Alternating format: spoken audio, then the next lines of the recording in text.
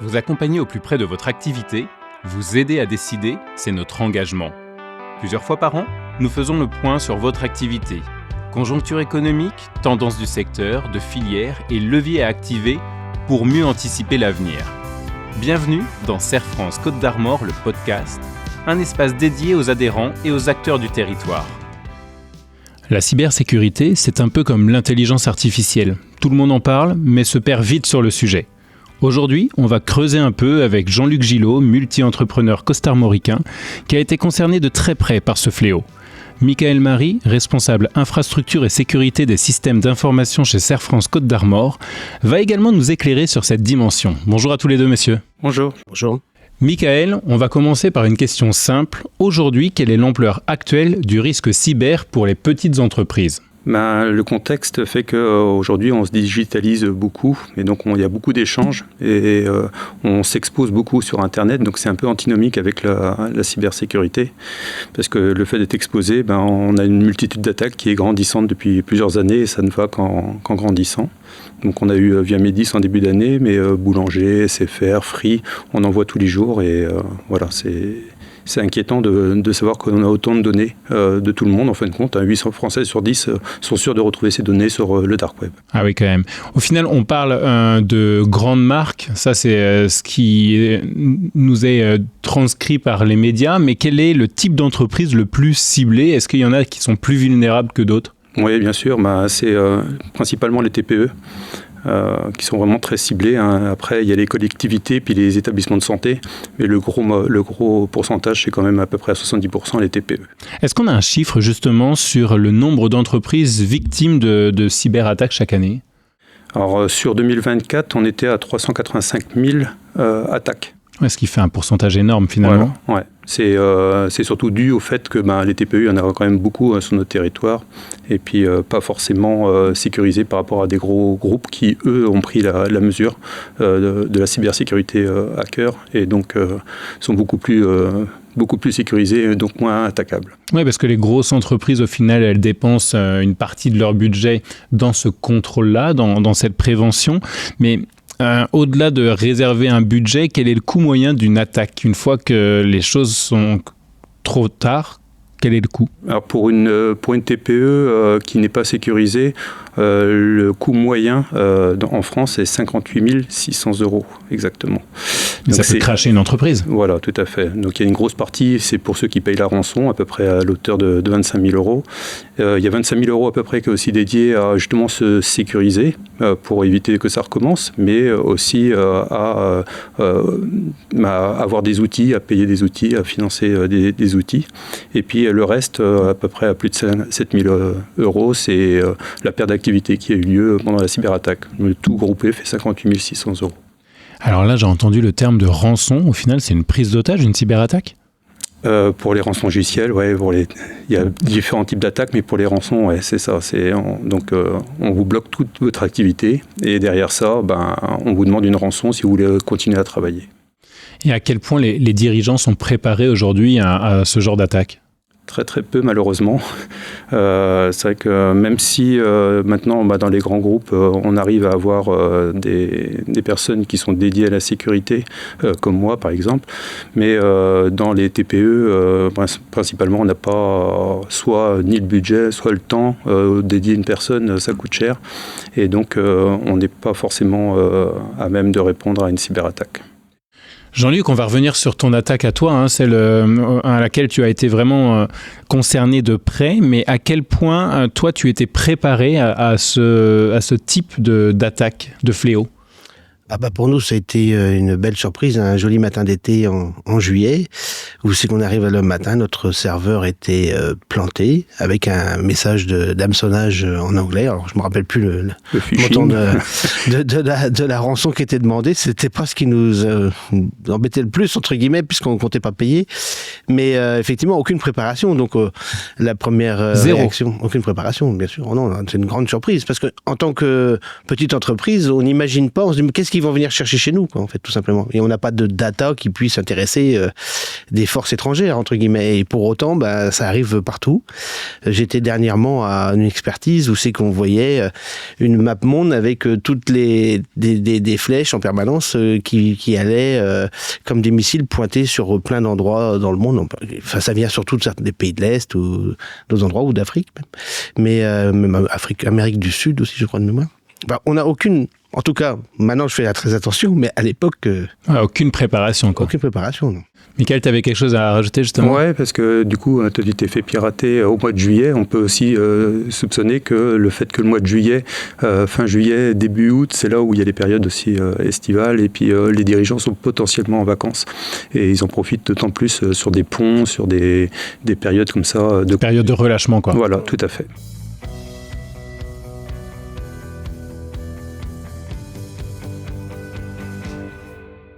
Michael, avant de continuer cet échange, je t'ai demandé de préparer un chiffre clé sur la cybersécurité, lequel tu as choisi ?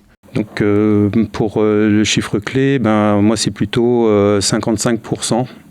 C'est le pourcentage de TPE qui ne se relève pas après une cyberattaque lorsqu'ils ne sont pas préparés. Ok, donc on parlait de crash d'entreprise, mais on est bien dans le réel ici. Plus de la moitié d'entreprises attaquées n'arrivent pas à se relever. Ouais, donc dans les 6 mois, c'est pas forcément instantané, mais voilà, on voit que dans les 6 mois, même si on essaye de redémarrer l'activité, on perd aussi la confiance des clients, des acteurs aussi, comme les banques, comme les partenaires. Et puis, au fil du temps, ça s'étiole et tout qu'on fait, on dépose le bilan. Incroyable. Jean-Luc, est-ce que tu peux revenir justement sur ce fameux matin où tu es arrivé avec cette demande de rançon sur ton écran ? Oui, alors le premier réflexe a été d'appeler notre informaticien qui gérait notre système d'information et notre serveur.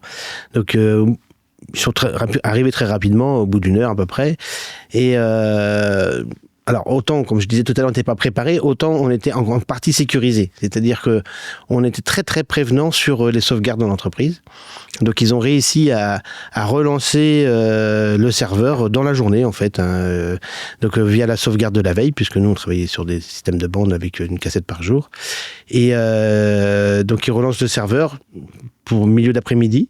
Donc on était une dizaine de collaborateurs à tourner en rond toute la journée, attendre, c'est ça, avec du stress de dirigeant évidemment, parce qu'on se dit est-ce que ça va repartir. Tu mesurais l'ampleur un peu des choses au moment-là ? Je pense qu'on relativise beaucoup et puis on attend que de voir l'issue en fait, tout simplement. Après ça dépend, la préparation telle qu'elle est, c'est sûr. Sur la partie technique, on n'a pas. Mais enfin bon, faut toujours faire attention. Il y a plus grave dans la vie, moi je dis toujours.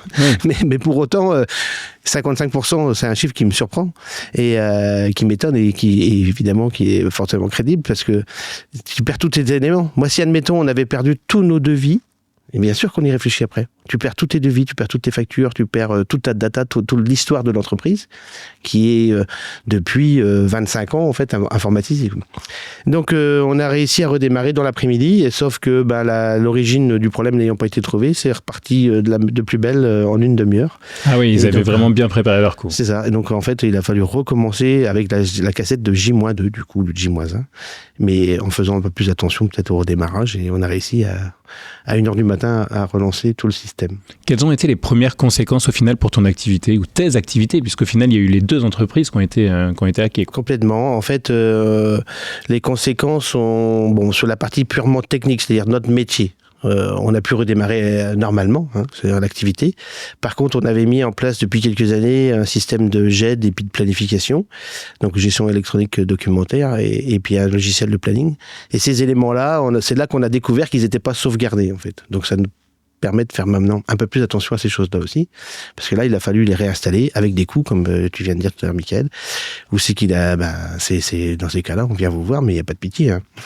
Est-ce qu'on a un peu honte en tant que dirigeant d'entreprise de cette fête hackée ? Est-ce qu'on se sent plus vulnérable ?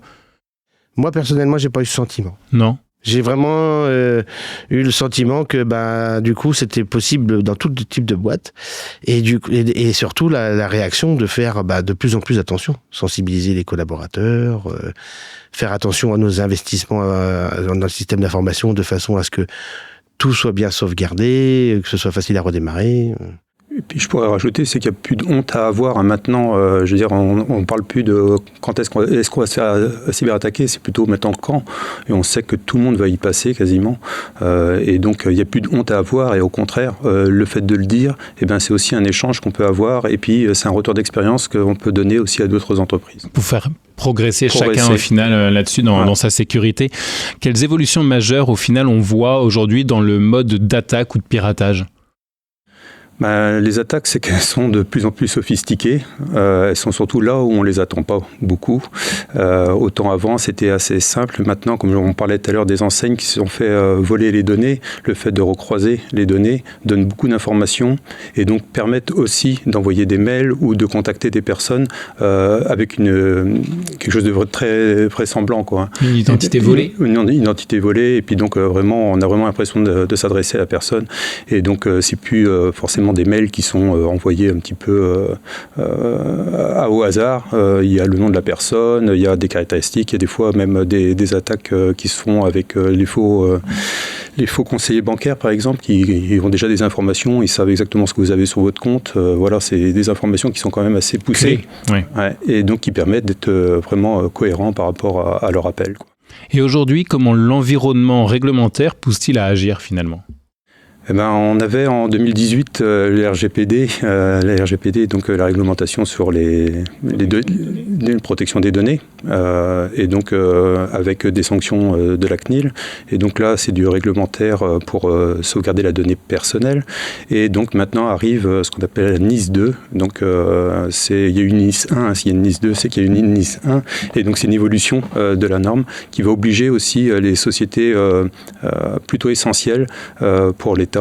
Et ça commence à descendre dans pas mal de niveaux et donc on va bientôt y être confronté aussi, hein.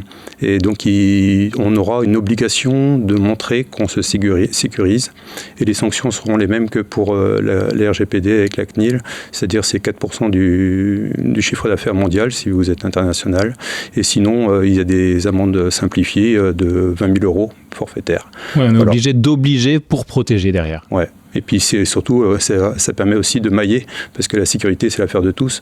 Donc si nous, on est sécurisé et qu'à côté, notre prestataire, notre client ne l'est pas, par ce biais-là, on peut se faire avoir aussi. Donc c'est vraiment ensemble qu'on y arrive.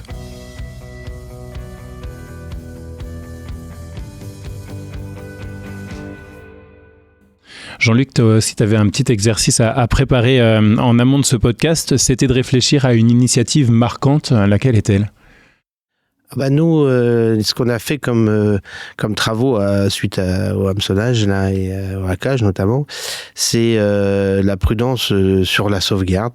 On a une double, donc 6 mois plus tard, c'était prévu de renouveler notre serveur. Mm-hmm. Donc aujourd'hui, on a double système de sauvegarde. On a un NAS, on appelle ça, qui est un appareil qui permet de sauvegarder toutes nos données, et on a des sauvegardes externes sur cassette. Donc avec une cassette par jour pour récupérer, et les cassettes ne sont jamais dans l'entreprise, parce que si ça prend feu, il ne faut pas non plus que... Il faut avoir un backup. Il y a tous ces systèmes-là. Donc si j'ai quelque chose aujourd'hui à préciser, c'est de faire très très très attention, et surtout de sensibiliser les collaborateurs qui s'en occupent, et l'ensemble des collaborateurs d'entreprise évidemment, mais d'avoir une rigueur sur les sauvegardes. Ça, c'est ce qui nous a sauvés à l'époque. Avec le recul, qu'aurais-tu aimé avoir anticipé sur le sujet ? Ça tourne toujours autour de cette histoire de sauvegarde, parce que la protection antivirale, il y en avait. Là, je ne sais pas par quel biais ils peuvent rentrer dans notre système, mais c'était surtout de pouvoir s'assurer que l'ensemble de nos données étaient bien sauvegardées, ce qui n'était pas notre cas à l'époque. Ce qui aujourd'hui, notre cas, je l'espère, c'est un peu plus contrôlé, mais c'est pas notre métier. On est obligé de faire confiance. Donc il faut pas se tromper de prestataire. Donc au final, cette sauvegarde, c'est ta recommandation aujourd'hui à d'autres artisans ou d'autres chefs dirigeants de PME ? Oui, parce que ce qu'on disait tout à l'heure, imaginez de perdre toute l'histoire de l'entreprise, c'est une chose, mais nous qui sommes dans le domaine du bâtiment, tous nos devis, du jour au lendemain, on peut plus faire une facture, une situation, les commandes, tout le système. Il y a des choses qu'on peut faire par téléphone, qu'on peut faire comme avant, mais vous perdez. C'est pas étonnant que 55% des entreprises déposent le bilan plus tard, quoi. C'est pour moi, je m'imagine pas faire un système qui ne prévoit pas tous ces au moins la double sauvegarde, déjà, tout simplement. Michael, quelles sont les actions de cybersécurité simples à mettre en place pour une TPE avant justement d'investir et de surinvestir dans la cybersécurité ? J'irais dans le sens de Jean-Luc. La sauvegarde. C'est le seul moyen qu'on a aujourd'hui à pouvoir restaurer les données sans avoir à payer la rançon. Donc c'est vraiment un gros point. S'il y avait d'autres choses à souligner, ce serait mettre de la double authentification quand c'est possible.